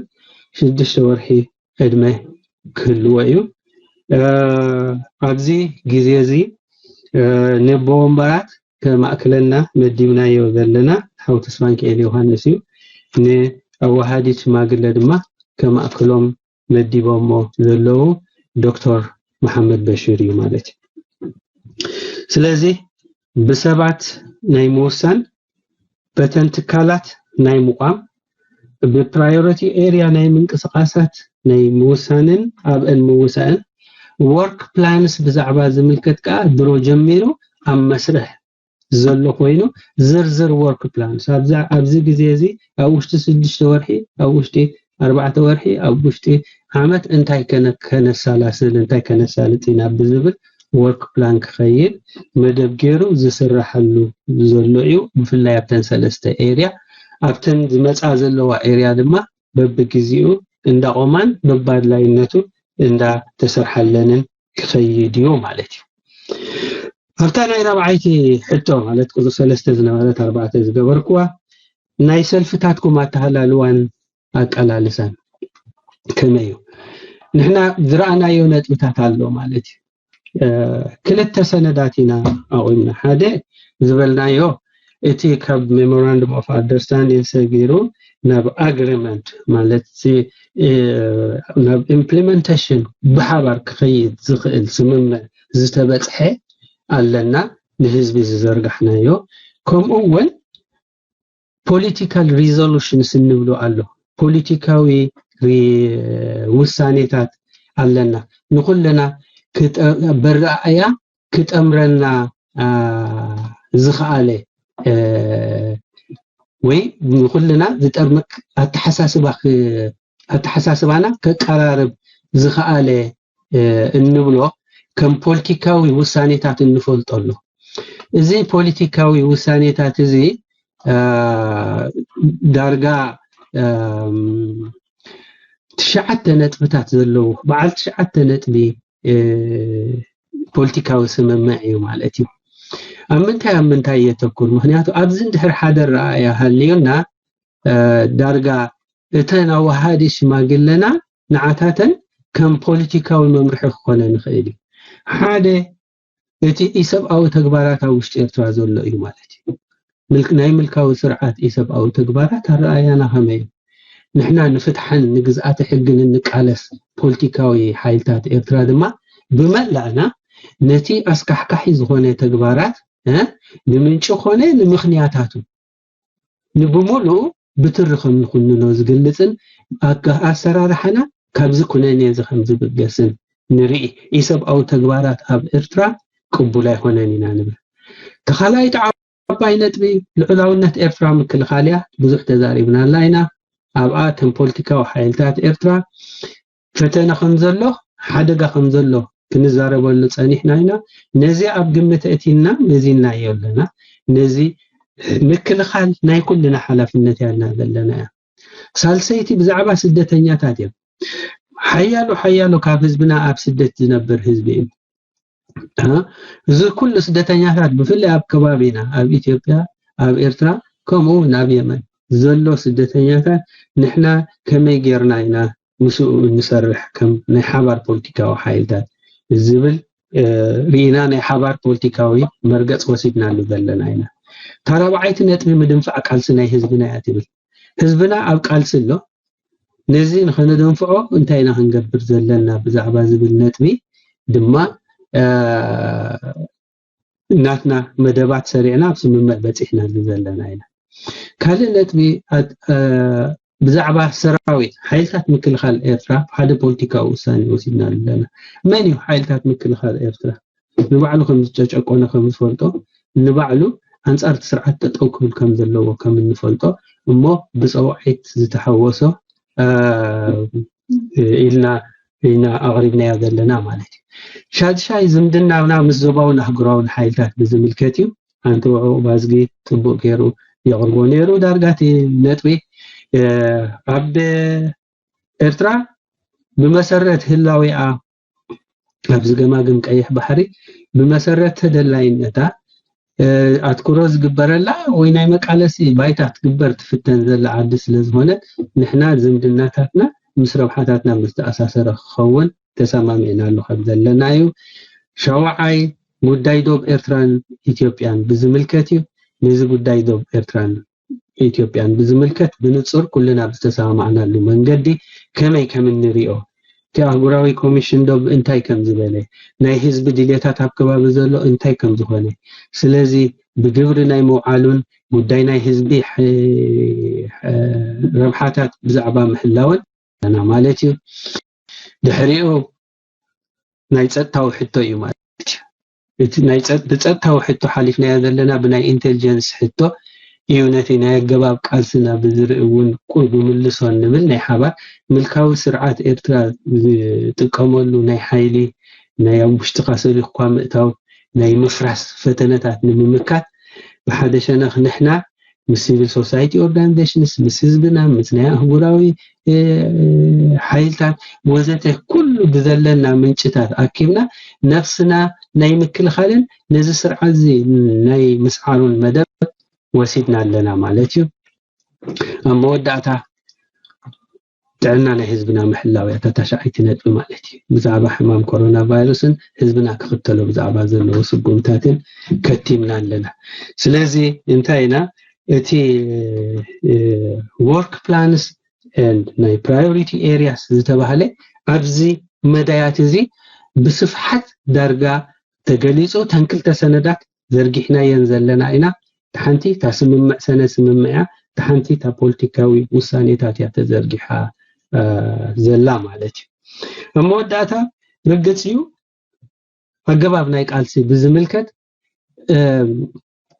ዝተፈላለየ ውደባ ዝተፈላለየ ኣረኣእያታት ክህልዎ ክእል እዩ ሕጂ ንሕና ናብ ሓደ ውድብ ክትመጽእ እንትኾንካ ምናልባት ፀገም ክመጽእ ክእል ይኸውን ማለት እዩ ሓንቲ ዓይነት ኣረኣእያ ሓደ ሰልፊ ክትከውን እንትኾንካ ናይ ፖሊሲ ሕቶ ናይ አይዲዮሎጂ ሕቶ ስለ ዝምልከተካ ካብ ሓደ ክትመጽ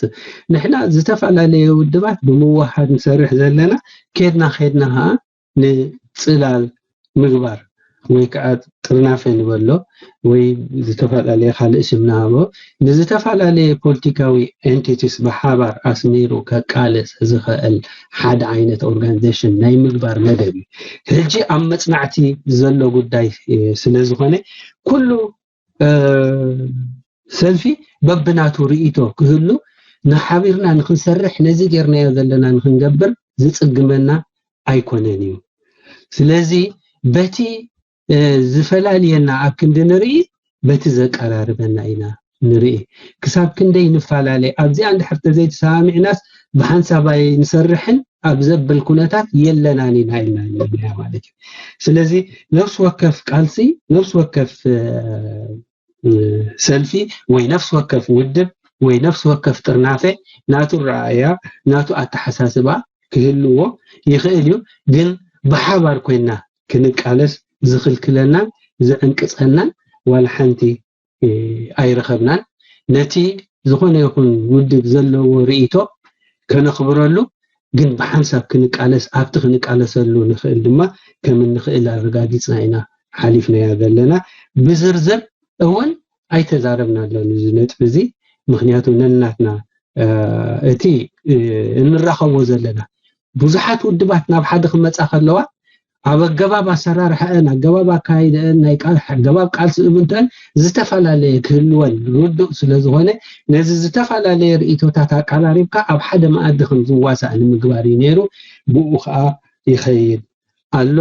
እንቅፋት ኣይኮነናን የغنيለይቲ ዶክተር ሞጎስ ኣቅሪብዎ ዝነበረ ሕቶታት ኣትሊስት 4 ነጥብታት ዝመዝገብኩወን ጠቂሰለኹ ዝጎደለን እንድሕር ኣሎ ወይ ብጾት ከምልኡ ላይ ዝኽእሉ ይመስለኒ ኣብዚ ወዲእ ኣለኹ የغنيለይ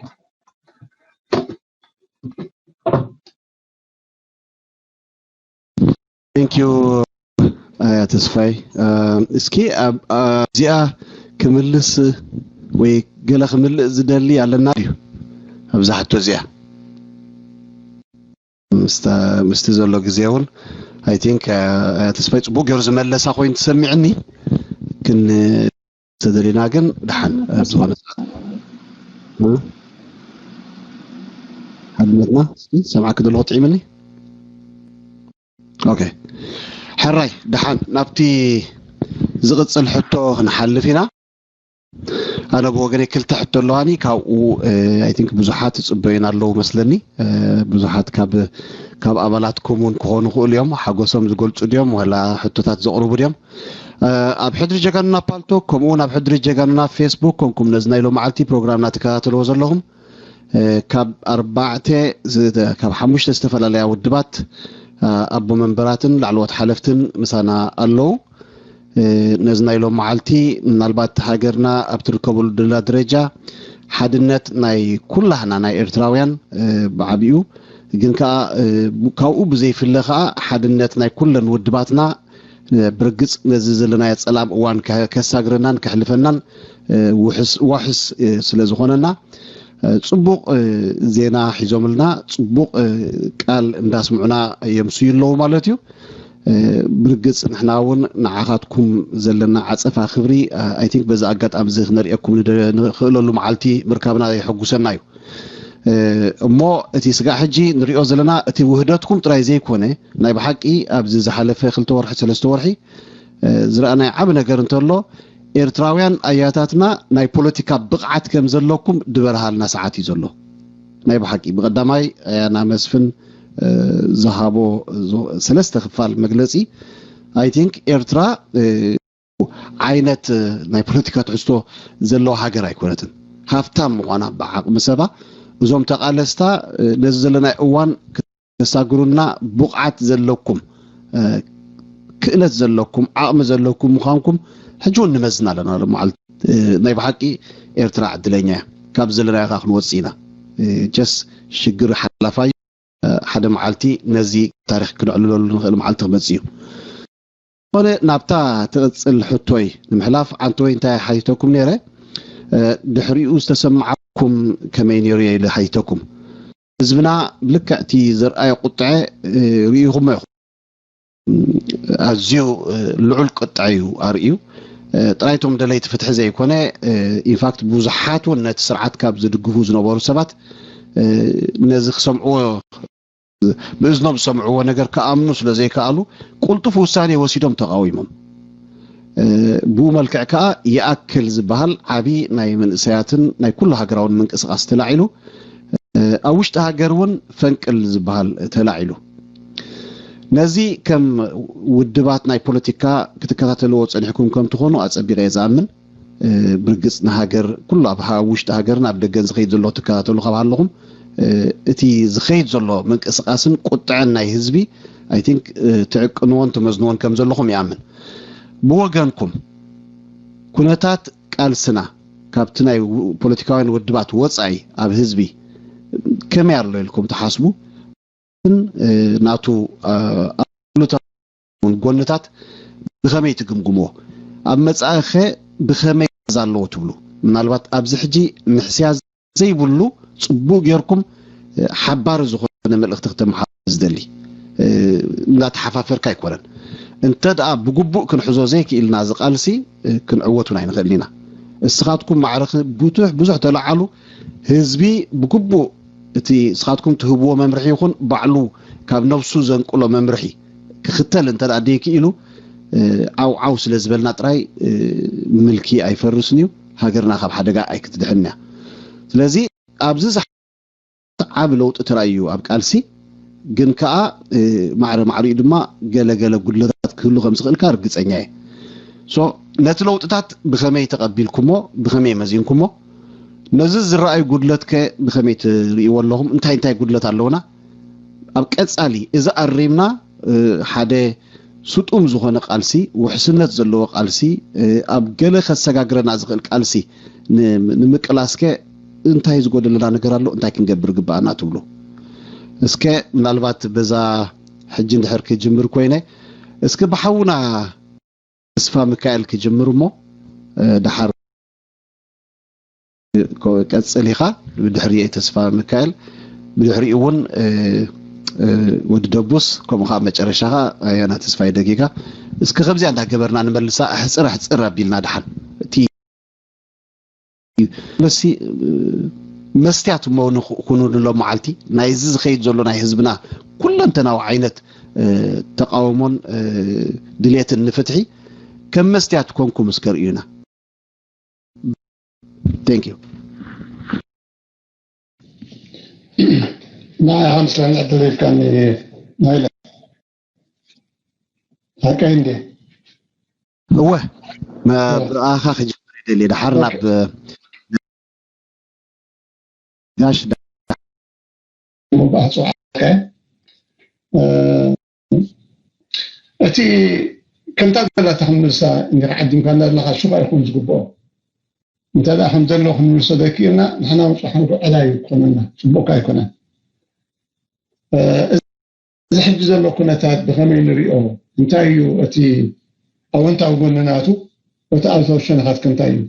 عينايو كذا كسمنا زحدر ويزحدرنا نقولنا بس كفنا قال ادار اذا حدا كن حقوسول زقبانا مالت زحج زلو كنتات إساس مسز بيرترا لقى حجي تفاتحي يقول خيري ولا توم دقفتناتو دخلنا وصيهم علو اتوم تليفون دلوها كلهم ابشكر كم دلو نفلتينا داتا مسمعتهم تادا كساف الجوسوت خطو لهم تلك وكالم ريجا تل مهنها زغورو ግን ጸገም ከምዘልና ኮን ፈልጥና ጸገም ከምዘሎ ሃገርና ኮን ፈልጥና ያምደባ ጸገም ኤርትራ ኣብ ቁንዕ መንገዲ ኣላ ጽቡት ኸይዳላ ዝብለካ ዳርጋ ሓጂ ኤርትራ ኮን ኮሎ ሞትና ሃና ጉዳይ ከመይ ይመስል ንዝብል ገና ሙሉ ውሃድ ወይ ጸላም كل إذا بدنا بفتح دلو أكل كلمة سرحنا وصرح عين خلينا إذا حاجة كم تازلنا نقمط لنا إذا بهالكله أبحاد ليتي مسرحنا نوحش تبغنا في اللعبنا نوحش تصنحه أبحاد ليتي بحات الجزيرة كل شفقة أبينا حرقنا وصينا من بازو يوانتي بعد تاينا نقف زلنا نحب نقف زلنا نبونا زلنا مسكيزي كلنا قبل أمنا كذا لنا حرقة صبو زي من أساسنا يأكلهم يستقروا زلهم بملأتكم تهزم تشير له تتأمفن حجينا إذا هاجر زي أكد هنا من الله شاؤوا بعنقة قوصة تددنيه لما نعطي لنا زكادنا كم تفوتوا مسفن حبس أبا ذي ودب أبا المرهنة ناي ودب حدنة الديمقراطية ولوتيو إذا كلنا جن سرحنا يهاجر يسرح ذلهم بنا حدا معلون عناون هانلغتي على حلفنتي يتصبوا مش كلنا ودباتنا تقارننا هنا مش كل حزبي تقارننا هنا ياكلهم تودبه زي تودبه زي كلنا بدلنا وتهنا ስለዚህ نحن راح يكون انت حسبنا كلنا مالت كلنا اسرحي حجي اتي دسكفنا انت نزبل موج عد زرخينا لنا كم تخلع عدلاتهم كم تقنا خيلي طلع بقبون هنا توديبنا تعطيفنا كن قبرز قبأنا نقل تزيقبنا يتعدلوا من كتكايت خليه صراحة الدف ما يتلوهم لنا خلينا يمكن تسعد له كم يجي لك تسع نحنا زي مدلاو زي موداب طرح كلا قبر زي كونس انا انت هقبر زي الحطون زي ملسنا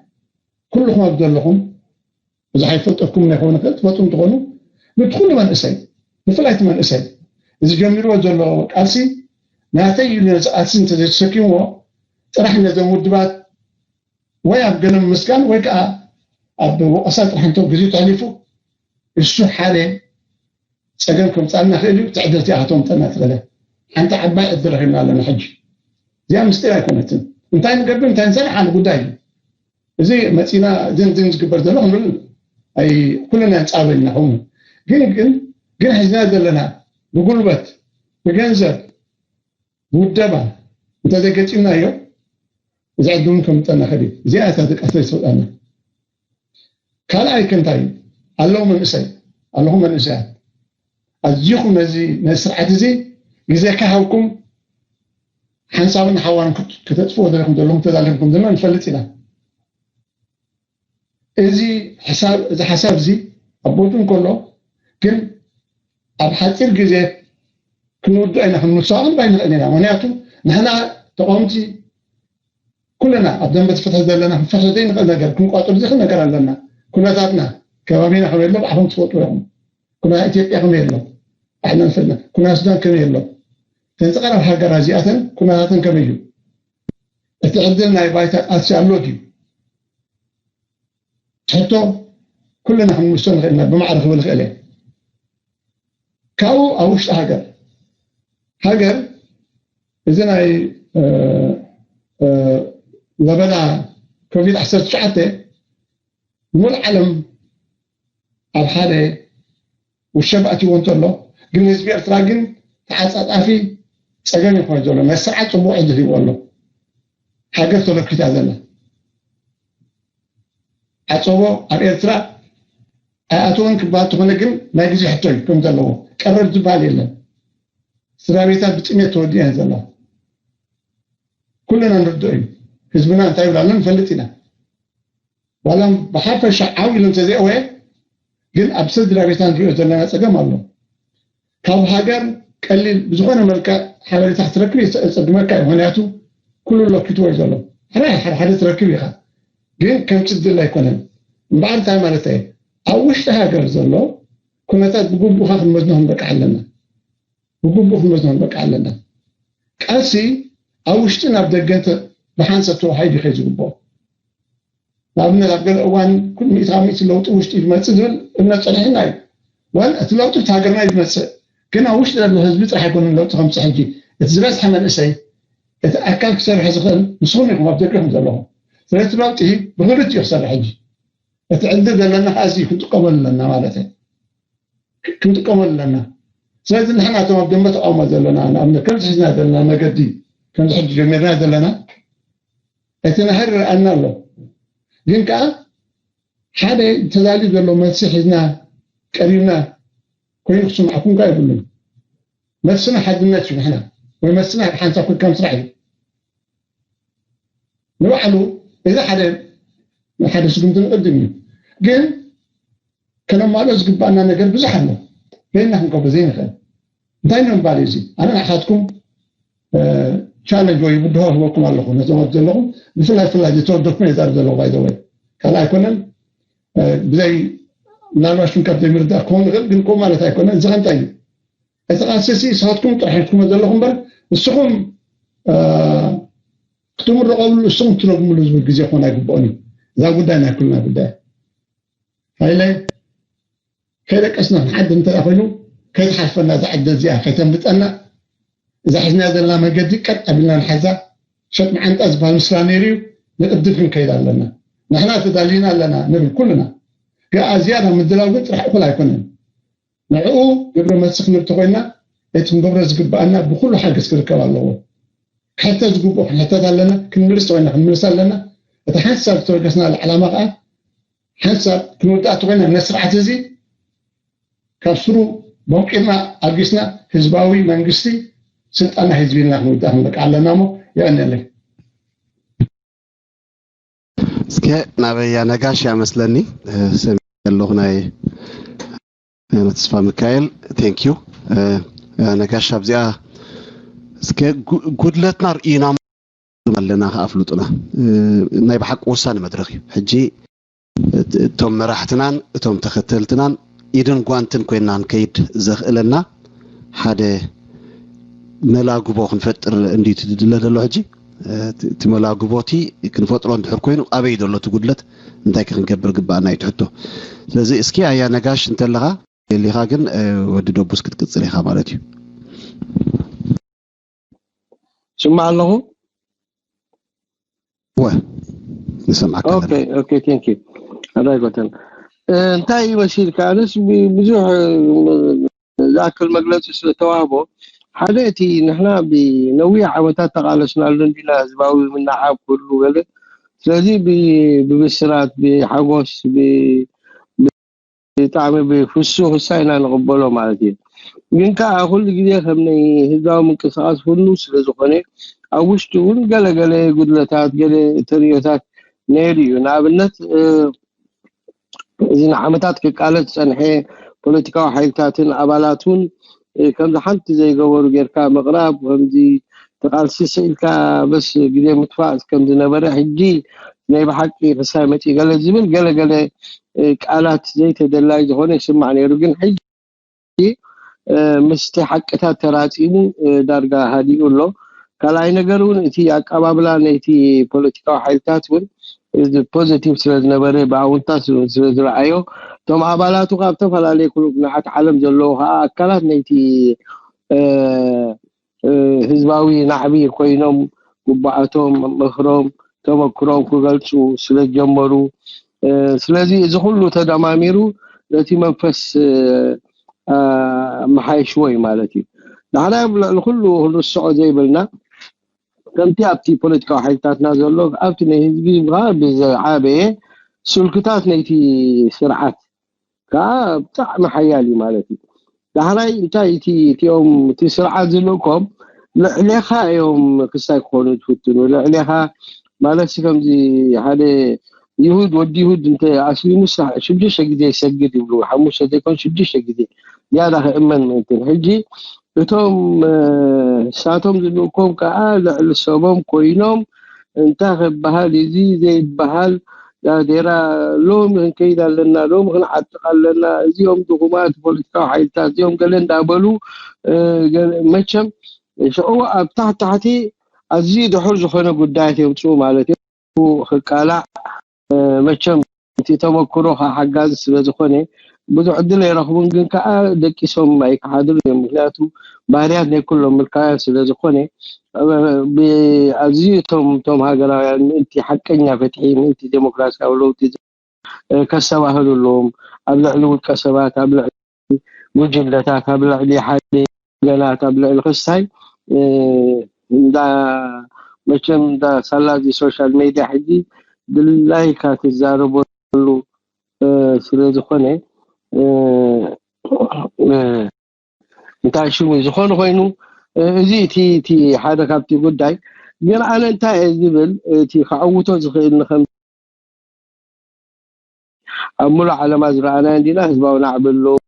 بالو كل جزء ود بسرارها بلاي الجواب تودب السنة عوت وحسنت جنكا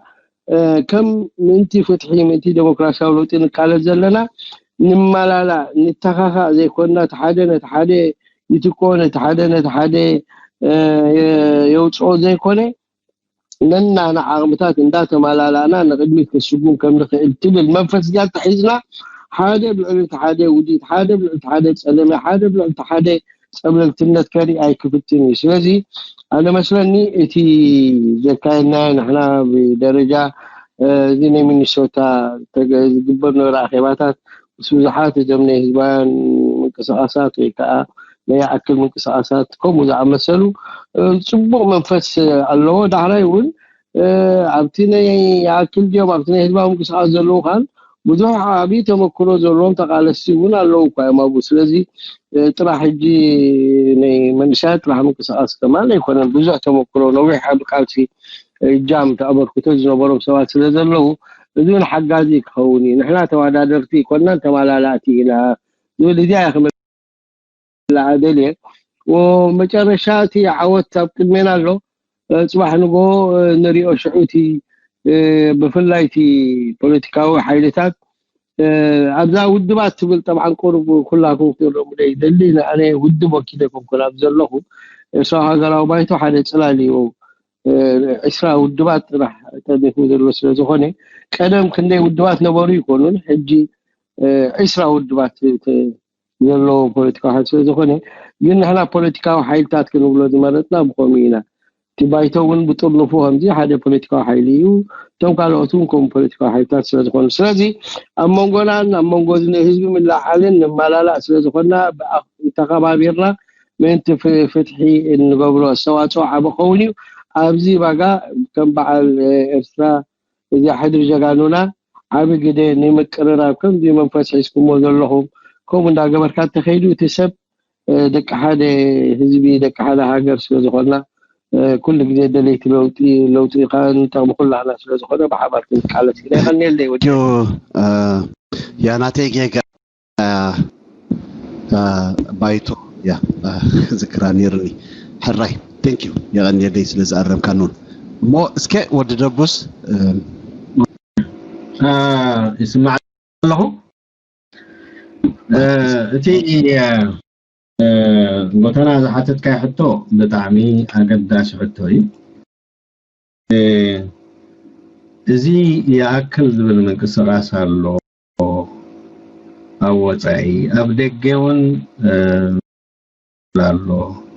سلازي نزي بخمينا هنريو بخمينا هنقطمو ذلنا بخمي خنوها رزلنا زبل يتردي ذلهم مجمريا زخون بوليتيكاوي من كساس حزبي تنس زلعلو جرحو حزبي متان كسمعو متان كردوي نسخان تايو زي تقاومو كاب قدم وزنبري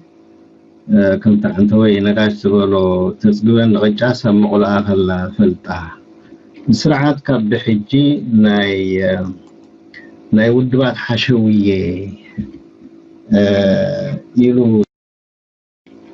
أبيك تصحنا يو تبعيلو شعو يأكل زبالي أكال اللوم عليك بزح سبع يستوعالو لنشعو وحبوس حزبي بحبوس سخيرو تلزنواري أيستوعالو لن اللي قجل لازيقن صوري سرح ليرو عليك شو تغندرت ويقن انتايو حزب خرد دعكا يخات كبر مبار بوليتيكاوي من قصغاس حنت ነገር ይሁን ስለዚህ ህዝብ ያአክል ክብል ካብዚ ሕጂ ዘሎ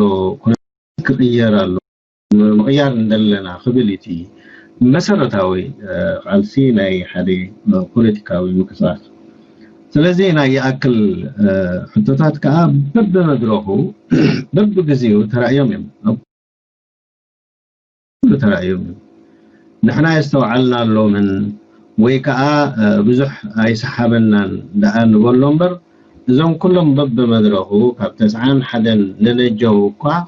كندي رينا هنا مالتي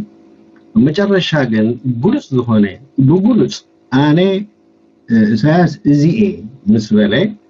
የተሰብ በቁጥዐ ያክል ዝብል ምንቅስቃስ አካይዱ ማለት ነው ስለዚህ ምንቅስቃስ እዚ ማዕዘኑ ከሕዝ ጥራሕ ዘይኮነስ ቀጻልነት ውን ክህልዎ ውልዕ ጥፍእ ዝብል ምንቅስቃስ ከም ናይ ሰላማዊ ሰልፊ ጌርካ ገለ ዘይኮነስ ቀጻሊ ዝኾነ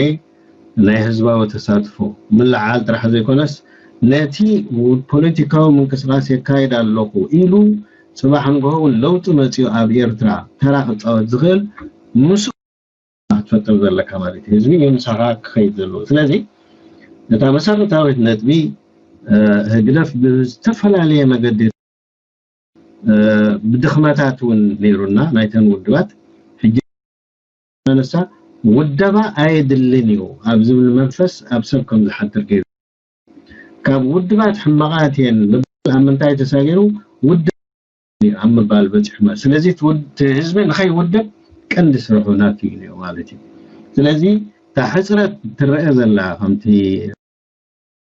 ጎተና ዝበልካያ ክውደብ ዘሎ ህዝቢ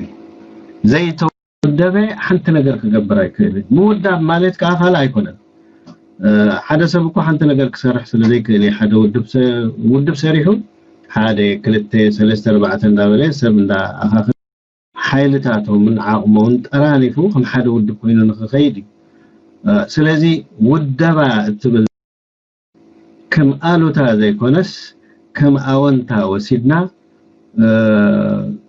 كم زي قدم زي كتتي بدو خمز موتر زبال زي تودبه بخوم ملكع انت قد امنايو تبوي كساتف ترانا تو كالعل مالتي إتي كان حزاز لنا بتعمل فاين لاين زخوني فللينا أمونغو هكذا في السودو بوليتيكا وبروغرامن بروباغاندان أمونغو زلو ذكاوم زلو زبلون حدا يهونالو كمينا نفلين زي خنفلي خنكلنا انت زي كونه ناتو بوليتيكا وبروباغاندا لانا ندهرنا ولا ابالاتو يكون نعينا نقلقلنا ولجي ስለዚህ ሓንቲ እታ ውደባትብል ክልተ እታ እንታይ አትባል ፖለቲካዊ ፕሮፓጋንዳ ናብነት መስፍን ሓጎስ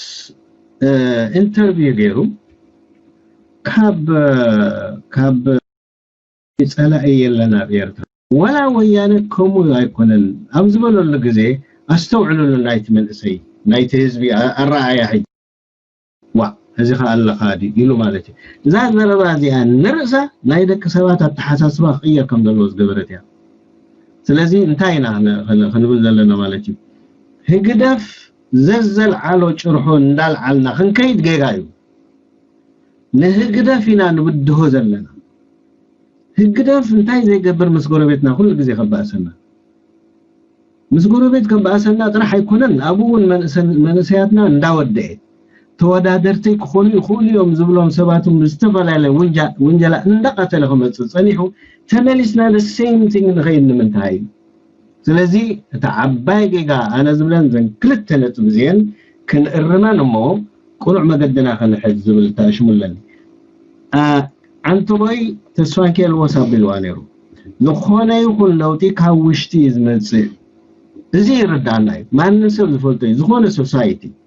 ንምንታይ ኣብ ሱዳን ሰላማዊ ሰልፍ ተገይሩ ንምንታይ ከለውጥ መጽኡ ሁሉ መንሰይ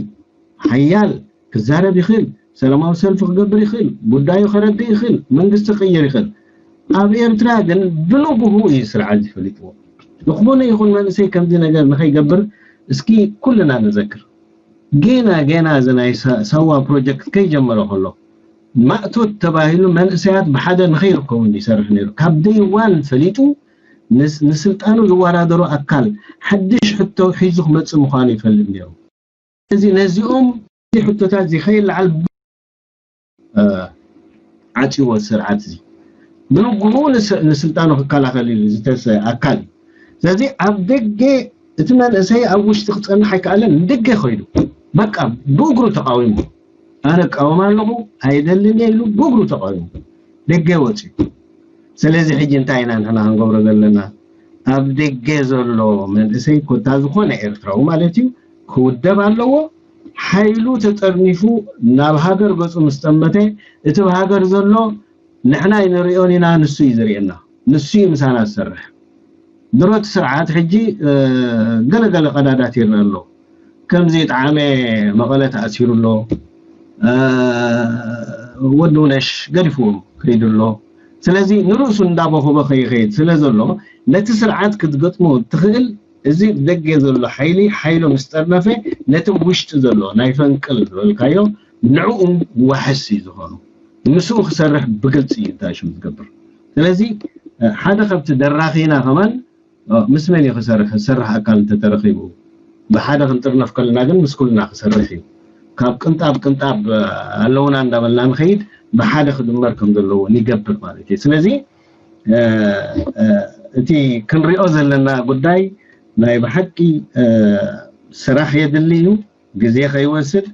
እዚ ናይ ኣክል ምንቅስቃስ ከዓ ዳይሬክሽን ናቶ ክሕዝ ቀጻሊ ክኣኽው ቀጻሊ ፖለቲካዊ ለውጢ ንኽመጽእ ኣብ ሰውራ ክሳተፍ ኣብ ዝቃልሲ ማለት እዩ ክሳተፍ ምግባር የድል ኣሎ ማለት እዩ እዚ ሕድሪ ጀጋሮ ፓልቶ ከዓ ከምቲ ፀንሒ ዝኾነ ማዕበል ዝመጽእ ነበረ እንዳተቃወመ ወይ ከዓ እንዳተራዳ ዝጸንሖ ሕጂ እውን እንትኾነ ኣካል ናይ መላግቦ ኣካል ናይ መራኸቢ ኣካል ናይ ኣውን ዘርኢ ለተቃውሞ ክሕይል ዝኽእል እንዳገበ ክመጽእ ዘለዎ እንተዘይኮነ ወዲ ሰብ ዓቕሙ ሓደ ሰብ ፍሊት ሓደ ሰብ ኣይነን ናብ እንተ ዘይተወድብና ኢና ሎም ኻመን መጽኡ ገለ ደኾነ ይሁሉ ኢና ክንብል ስለዚ ናይ ጠቕላላ ዝደለ ዘሎ እቲ ናይ ገባብ ብዝማዕበለ ገባብ ክኸይድ ዓዲ ሕጊ ኮይና ንበሃል ንሕና ዓዲ ሕጊ ዝበሃል ህዝቢ ሎሚ ሕጊ ዘይብሉ ገይርዎ ኣሎ ግደፍ ዓዲ ሕጊ ብሽሙሲ ከምኡ ይጽዋዕ ነይሩ ኤርትራ ብሕጉ ዝመሓደር ነበረ ህዝቢ ሕጉውን ከልኪልዎ ኣሎ ማለት እዩ ስለዚ ነዚ ንኽንገብር ንሕና ተወዲብና ፖለቲካዊ ፕሮፓጋንዳውን ብንጹህ ነቲ ስርዓት ዝሃርም ጌርና ተጠኒፍና ነቲ ውሽጢ ዘሎ ኣወሃሂድና ምስ ንኸይድ እቲ ናይ ዓወት ግዚኡ ኣብ ቀረባ ክረጋገጽ ይኽእል ዝብል ሕግበት ኣለና ልዕሊ ኩሉ ተስፋ ዘይምቑራጽ እዚ ናይ ሆይ ከዓ ከምኡ ይኮነ ፖለቲካ ሰላማዊ ሰልፊ ዝገብር ኢናፍ ዘይተባህለሎ ድዩ ሰላማዊ ሰልፊ ተገይሩ መን ኣሎ እስኪ ሕጂ ንዝክር ተኾና ሰላማዊ ሰልፊ ዝወፃናዮ ኢናፍ ኢልና ኮይና ግን ኣይተኸታተልናዮ ሕጂ ግን ሒዝና ኢና ካብ ሓዝና እዚ ህዝቢ እዚ ናብቲ ቃልሲ ገፁ ክኸውን ኣነ ከዓ ርግፀኛ እየ ካብዞም ይኣክል ኢሎም ተላዒሎም ዘለዉ መንእሰይ ብቑዓት ዝኾኑ መራሕቲ ክነጥረ ንኽእል ኢና መራሕቲ ካብ ህዝቢ እዮም ዝጥረዩ መራሕቲ ኢንዲቪጁዋልስ ብዙሕ ኣለኹ ናይ ዝበልና ኣይኮነን ዝመጽእ መራሕቲ ካብቲ ቃልሲ እቲ ህዝቢ ምስ ተሳተፈ ካብኡ እዮም ተመሪሎም ዝወፁ ወዲ ኣለኹ ይቐንደል ثانك يو ودبوس يا انيلي ابزا ጉዳይ ናተስፋይ ደቂቃ እስከ ሰዓት ገለ ኣብዝ ታይትሎ ለካ ፍላይ ጽቡቅ ጌርና ጠንኪርና ንንቀጽል ኣብ ዓወት ንበጽሕ ዘይገበርና ያምን ክንገብሮም ዝግቡና ነገራትን ምናልባት ህልዋት ጉድለታትን ከም ገለ ዝረአዩ ካንተለው እንታይ ክትብለና ትኽእል ሕራይ የቀኒለይ ጎተና ብጾት ኩል ኢሎሞ ነጥብታት ኣብኡ ብዙሕ ክግማይ ነጥብቱን ማለት እዩ ዳርጋተን ኩለን ነጥብታት